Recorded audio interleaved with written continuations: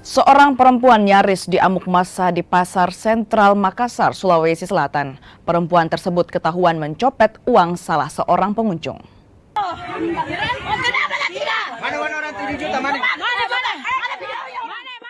Perempuan berinisial PT ini nyaris diamuk massa setelah ketahuan mencopet uang salah seorang pengunjung Pasar Sentral Kota Makassar.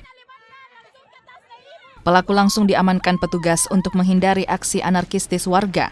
Pelaku pun dibawa ke kantor polisi untuk dimintai keterangan. Dari hasil penyelidikan, pelaku ternyata sudah 2 kali beraksi dan mencopet uang jutaan rupiah. Uang hasil copet digunakan untuk beli emas hingga baju baru untuk Lebaran. Kalinya? Iya, yang kedua kalinya. Kedua kalinya. Yang pertama apa kita ambil?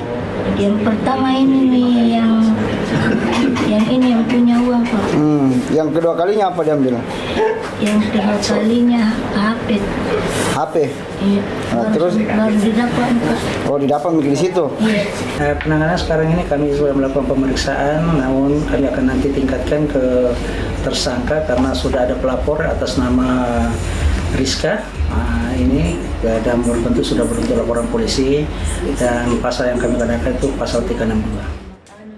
PT kini ditahan di Polsek Wajo dan terancam hukuman 5 tahun penjara. Rama Pratama, Kompas TV. Ini juga.